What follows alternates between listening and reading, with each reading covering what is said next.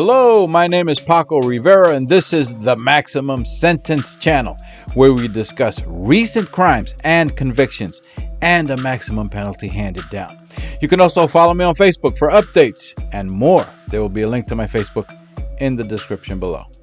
On September 3rd of the year 2023, just a little less than 3 years ago, Sabrina Hernandez lost her mom and her 3 children when the children's grandmother was driving her car and another car crashed into them, killing those 4 in the car. And to give you a heads up on this case, the man who would later be charged with manslaughter by culpable negligence, found guilty and sentenced to 37 years in prison, was not in any of those cars. He was not at the location where the crash happened. He was home.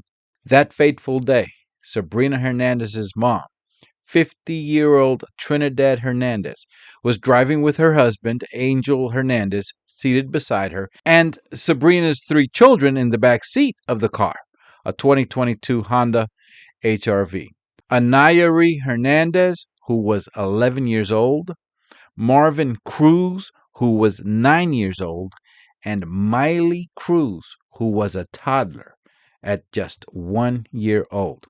Of all the occupants in the Honda that Trinidad was driving, only her husband, Angel Hernandez, survived the crash. The grandmother, Trinidad Hernandez, was born in 1972, so like I said, she was 50 years old. By all accounts, Trinidad was blessed to enjoy spending time with the 3 grandchildren that she adored. Trinidad's daughter, Sabrina, stated that she had just spoken with her son Marvin in the car as they were headed home. According to Sabrina, she said, "My son called me and said, 'Mommy, we're 15 minutes away.' I said, 'Okay, I'll see you in a bit. I love you.' And he said, 'I love you too.'" Those would be the last words that she heard from any of her children. Going by testimony from court records, just a bit earlier that day, 15-year-old Richard Ferguson was gathered with some friends at home, the home of his father, Richard Ferguson, who at the time, by September of 2023, was 68 years old. That means Ferguson had his son when he was 53 years old. A bit late in life to have children, but it happens. Anyway, apparently there was a discussion about going somewhere to pick up a belt. Who needed a belt and why it must be picked up is pretty much irrelevant.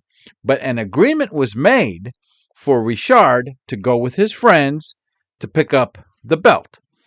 Witness testimony presented acknowledged that Richard Ferguson handed his 15-year-old son, Richard, the keys to his 2012 Chevy Impala. The teenager, Richard Ferguson, did not have a license to drive a car. He did not have a permit to drive. And based on witness testimony, Richard Ferguson not only gave his son the car keys and permission to drive the Impala, he actually went out front and moved a pickup truck out of the way so that his son could pull the Impala out of the driveway. And furthermore, the last thing Richard Ferguson had said before the teenagers drove off was, "Buckle up." Richard at some point was traveling along a road called San Miguel Road in the city of Point Siena in Florida. Point Siena is located in central Florida, part of the Orlando metropolitan area. And Richard Ferguson was, as too many young, irresponsible teenagers will do, traveling at a very high rate of speed.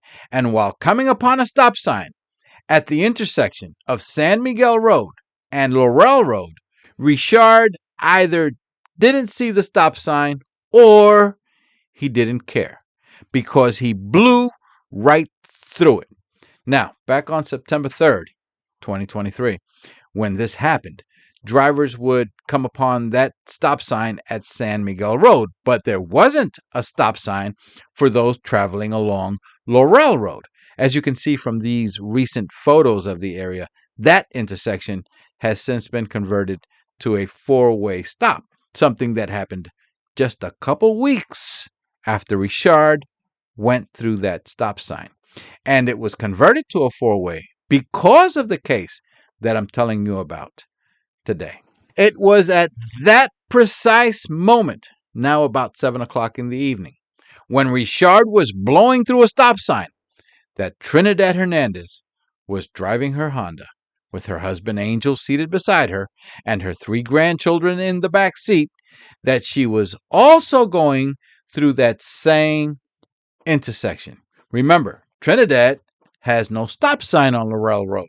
She's not required to stop. And Richard proceeded to violently crash into the side of Trinidad's Honda.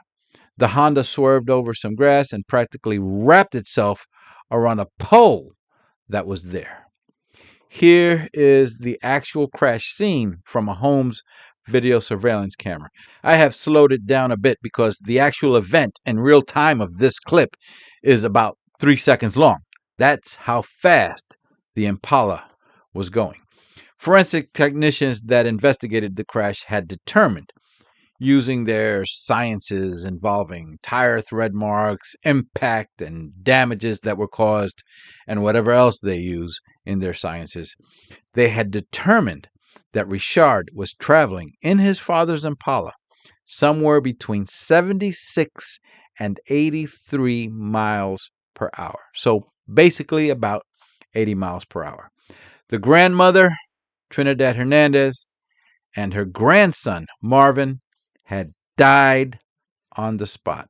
The other two children in the car, Anayari and the toddler, Miley, were both barely alive and were transported to a hospital, but also died soon after. Richard Ferguson and the three other teenagers in the car with him had suffered some injuries and were also taken to a hospital, but all four occupants of the Impala that Richard Ferguson was driving survived.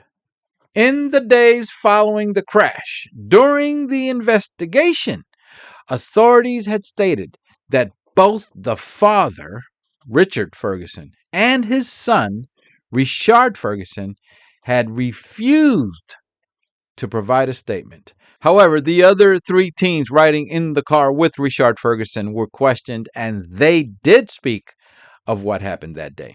They told police that Richard Ferguson had loaned the car to his son, and that Ferguson had even moved the pickup truck out of the way in front of their home so that his son could get the Impala out of the driveway, and that Ferguson looked over at the car about to drive away and said, "Buckle up." And it was soon after that that both Richard Ferguson and his son, Richard Ferguson, were arrested. Richard Ferguson was charged with manslaughter by culpable negligence. Ferguson's son, Richard, who was 15 years old at the time, he's now 18, was charged with vehicular homicide and reckless driving. He pleaded guilty and will remain in jail until he is 19 years old.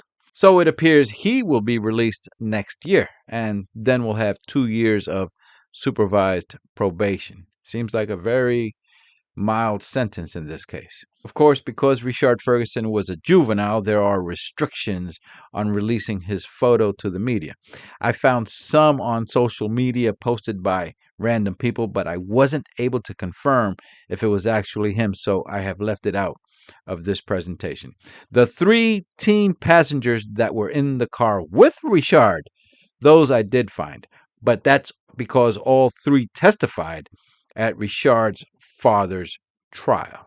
The case finally went to trial in October of last year, 2025, and Richard Ferguson decided to come up with a story that he did not lend his son the car, and that the son had taken the keys from the key rack without him knowing. But The jury didn't buy it. Ferguson tried one of those defenses where he was the only one telling the truth and everybody else was lying. That almost never works.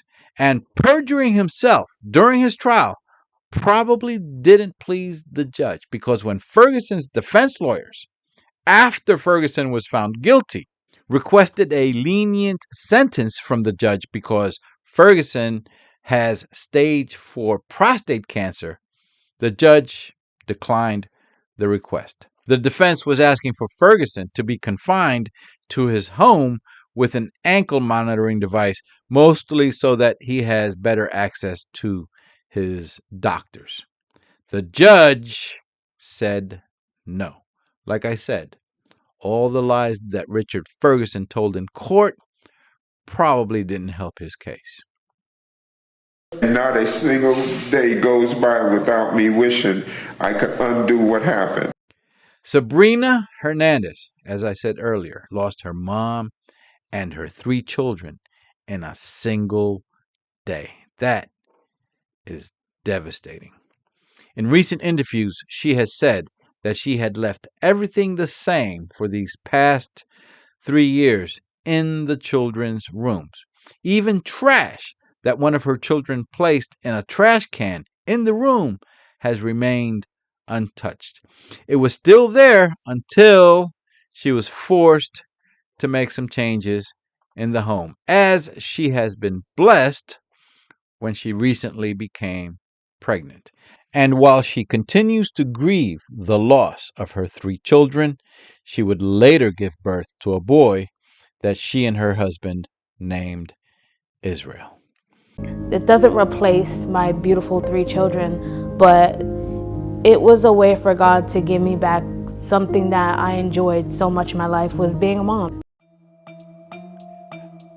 Please go ahead and hit the subscribe button for more of these recent true crime stories so that you're alerted when the next one comes out. You can also follow me on Facebook for updates and more. There will be a link to my Facebook in the description below. My name is Paco Rivera. Thank you for watching. Take care and bye for now.